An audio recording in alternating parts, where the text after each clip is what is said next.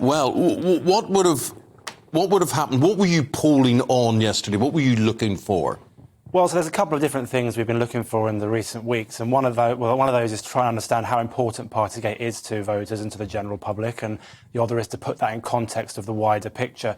And I think the first thing to say, as Sue Gray publishes her report, is that this is damaging for Boris Johnson. This has been damaging for the Conservatives.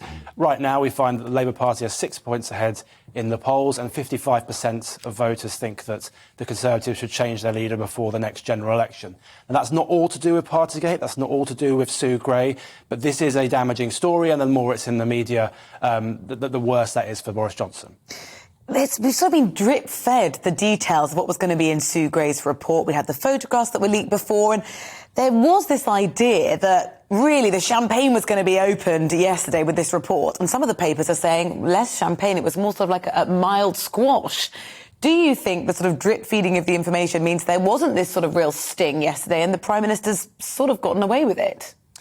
So whether you think the Prime Minister's got away with it, I guess, depends on what you think about the long-term future. On the one hand, it doesn't look like there's a so-called smoking gun, which means he's going to be replaced imminently. I mean, famous last words. We'll have to see what happens in the coming weeks. At the same time, as I've pointed out, has been damaging for the Conservatives, and we've seen that in the local elections, sort of falling back in a number of different areas where they'd made progress before, losing support to the Liberal Democrats in the South, and so on and so forth. So whilst it might not immediately lead to Boris Johnson being replaced as Conservative leader, and I think part of that consideration for Conservative MPs is who would they replace him with, it has been damaging to his reputation and to the reputation of the government, and in a future general election that might come to cost the Conservatives. So